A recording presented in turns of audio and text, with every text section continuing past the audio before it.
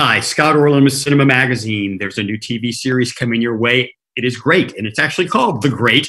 And one of the stars is with this Elle Fanning. How much did you know about Catherine the Great prior to stepping into this role? You know, honestly, I did not know much before reading the script.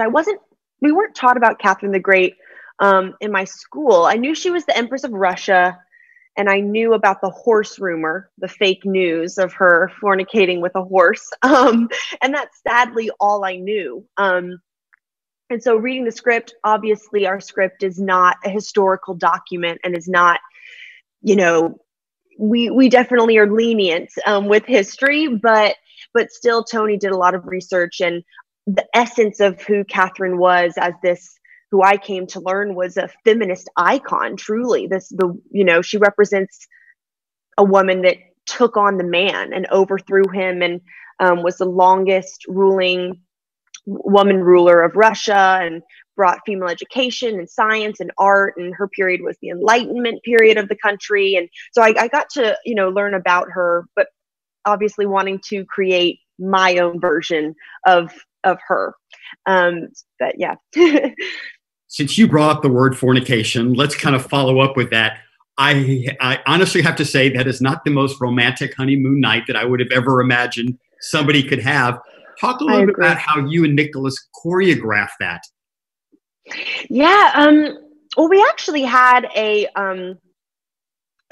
sex coordinator on set, which was really interesting to make everyone feel comfortable, and because there obviously is a lot of sex in the show, and also sex is a very important part of the show. The real Catherine the Great notoriously had a lot of lovers and loved sex and was very comfortable with her sexuality. So I wanted to, Catherine starts off young. You see her for the first time on her wedding night and where her sexual desire grows, and that's kind of all throughout the first season.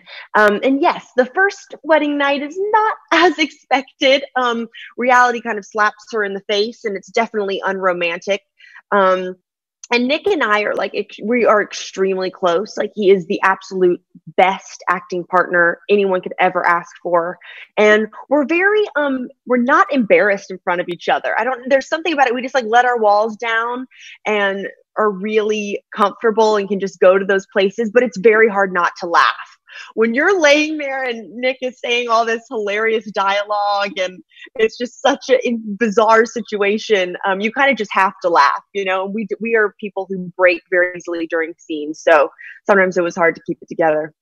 I want to go back to kind of what you said before about her enlightenment, because I thought even though this is a historical piece, there's such relevance to today, especially in terms of women trying to find their place, that they're kind of suppressed, and they're not in some elements of even major Western countries, of women not being given opportunities. Talk a little about that relevancy of the show. I know, unfortunately, it is relevant. That topic, I felt like it was very important the way that we depict Catherine as a woman, and that's something that I thought of a lot, of how I wanted to show her growth and show her power. And because this is, it's on Hulu, a big service. You have 10 episodes to show this development of a character. I've never done a TV series before. And so I really thought a lot about showing a woman that I would want to watch on screen. Sometimes I'm allergic to the term strong female character. So I'm like, what does that mean? I just wanted to humanize Catherine. And also, sometimes she doesn't always know exactly what's right. She makes mistakes. Sometimes she doubts herself. Sometimes she feels weak. Sometimes she's incredibly brave and courageous, but she goes through many different layers. So for me, I just wanted to make a character that I felt like women could relate to on screen, even though she obviously became this huge leader, but she has to make a lot of tough decisions, and just wanted to make her more human. So I was definitely aware of that, I didn't want her to just be, she's just always brave and always perfect. I'm not interested in watching those types of characters. So for me, that's what I really tried to do. Well, you could be my empress any day. Oh. Elle Fanning, thank you so much. The show is called The Great, and this is Scott Orlin. Until next time. Thank you. you. Thank you. Stay safe and healthy. You too.